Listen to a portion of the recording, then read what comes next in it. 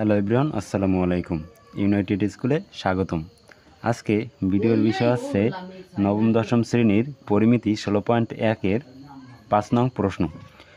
5 নং প্রশ্নে বলা হয়েছে একটি সমবাহু ত্রিভুজের প্রত্যেক বাহুর দৈর্ঘ্য 2 মিটার বাড়ালে এর ক্ষেত্রফল 6√3 বর্গমিটার বেড়ে যায়।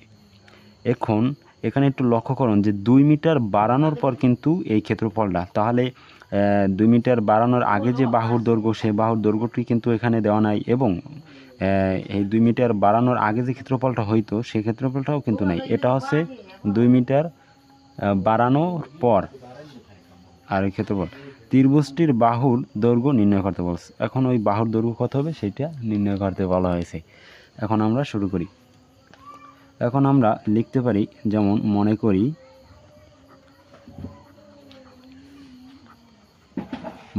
সমবাহু ত্রিভুজ। আর সমবাহু বলতে যে ত্রিভুজের বাহু সমান তাকেই সমবাহু ত্রিভুজ বলা হয়।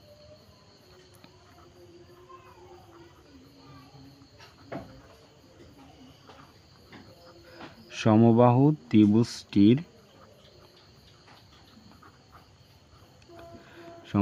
ত্রিভুজটির প্রত্যেক বাহুর দৈর্ঘ্য এ মিটার। আমাদের তো বাহুর দৈর্ঘ্য দেওয়া নাই, তাই আমরা এ মিটার ধরে নিলাম। এখন আমরা লিখতে পারি, এখন তো আমরা যে এ মিটার ধরে নিয়েছি, এই এ মিটার ধরার পর যে সমবাহু, অতএব তাহলে সমবাহু ত্রিভুজের ক্ষেত্রফলটি আসে কি, সেটি লিখি।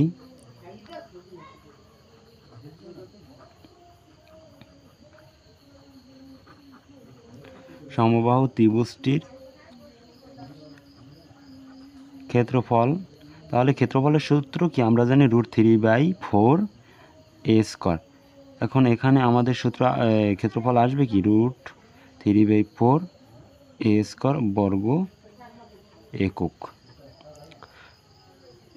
এখন এখানে যদি আমরা এ ধরে নিই, তাহলে বাহু যদি এ হয়, তাহলে এখানে ক্ষেত্রফল আসবে কি √3/4a² বর্গ মিটার।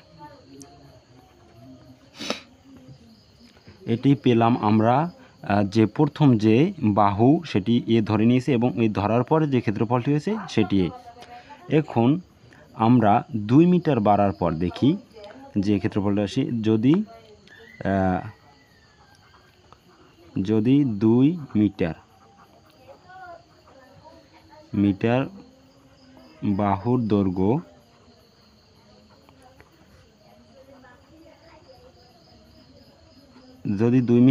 দৈর্ঘ্য বাড়ে, তাহলে বাহুর দৈর্ঘ্য বাড়ালে বাহু আসবে কি বাড়ে, তাহলে বাহু হবে যে অতীতের যে বাহুটি আছে এইটির সাথে কি 2 মিটার যোগ হবে মিটার। এটি 2 মিটার বাড়ার পর বাহুর পেলাম। এখন 2 মিটার বাড়ার পর তো আমাদের একটি ক্ষেত্রফল আসবে, সেটি লিখি তাহলে। অতএব 2 মিটার বাড়ার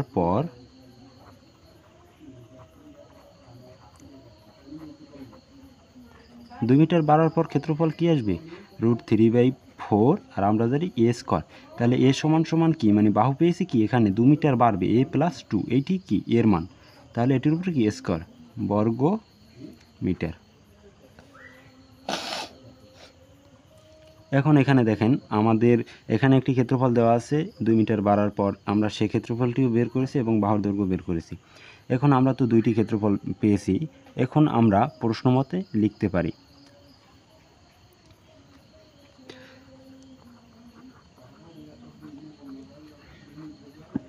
এখন প্রশ্ন মতে আমরা লিখতে পারি, যেমন আমাদের ক্ষেত্রফল আসলে কি যে √3/4a², এটা কি √3/4a², এটা ইকুয়াল টু হবে কি,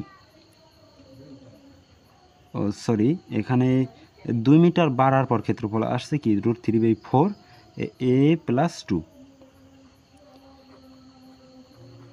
এইটা a+2²। এখন এখানে বাড়ার পর কি আসবে √3/4a²। প্লাস এইটার সাথে আবার আসবে √3 ও না সরি এটা না, এটার সাথে আসবে কি এই যে 2 মিটার বাড়ার পর 6√3। কি বলছে এখানে একটু ভালো করে লক্ষ্য করুন যে 2 মিটার বাড়ার পর কিন্তু এই ক্ষেত্রফলটি আসবে। তাহলে অতীতের ক্ষেত্রফলটির সাথেই তো 2 মিটার বাড়ার পর এই ক্ষেত্রফলটা আসছে, তাহলে এইটার সাথে তো হলে এইটাও আসবে, কারণ অতীতের ক্ষেত্রফল মানে প্রথম ক্ষেত্রফল এইটা 2 মিটার বাড়ার আগে। তাই এই ক্ষেত্রফলের সাথে কি যখন 2 মিটার বাড়ছে তখন কি এইটাও আসে যাবে, এই কারণে কিন্তু দুইটা লেখা হয়েছে। এখন আমরা কি করতে পারি, এখানে আছে √3/4, এখানে গুণ আকারে আছে, তাহলে আমরা গুণ করে দিই, নিচে আসবে 4, এখানে আসবে √3 ইন্টু এখানে a plus B whole square সূত্র অনুযায়ী যদি লিখি a square plus 2a B plus এই 2 এর উপর স্কোয়ার বি স্কোয়ার, এটা এই হচ্ছে এই। আর এই পাশে আসে কি, এখানে আসে √3a স্কোয়ার √3a² প্লাস 6√3।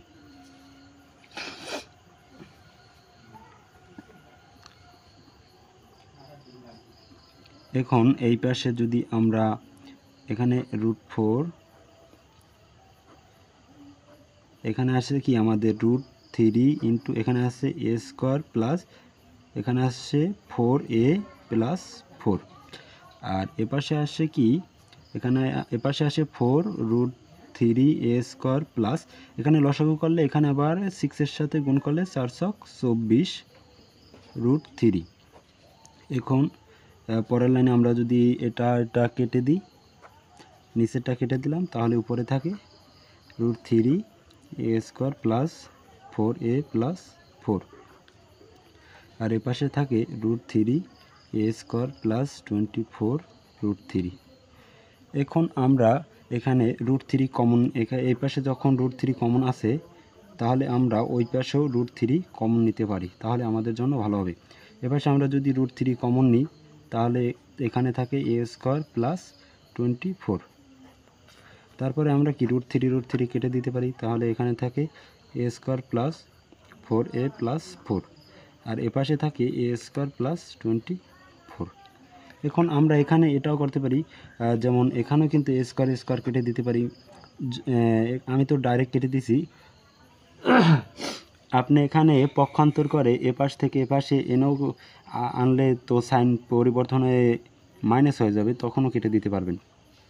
তাহলে এখানে থাকে 4a প্লাস 4, আর এই পাশে থাকে 24, এপাশে 4a রেখে দিলাম, এখানে পক্ষান্তর করলে কী হবে মাইনাস হয়ে যাবে 24 থেকে -4, তাহলে 4a সমান সমান আসে 20, আর এখানে আমরা যদি এ রেখে দিই তাহলে 20 4 দ্বারা ভাগ করলে আসে 5, তাহলে এ সমান সমান আমাদের মান আসে 5। এখন অতএব এখানে যে বাহুর মানটি চাওয়া হয়েছে ত্রিভুজটির বাহুর দৈর্ঘ্য নির্ণয় করো, অতএব ত্রিভুজের বাহুর দৈর্ঘ্য 5। এই হচ্ছে আমাদের অ্যান্সার। যদি ভিডিওটি ভালো লেগে থাকে তাহলে লাইক কমেন্ট শেয়ার করুন এবং পেজটিকে ফলো দিন। ইউটিউব থেকে দেখলে সাবস্ক্রাইব করে পাশেই থাকুন। ধন্যবাদ।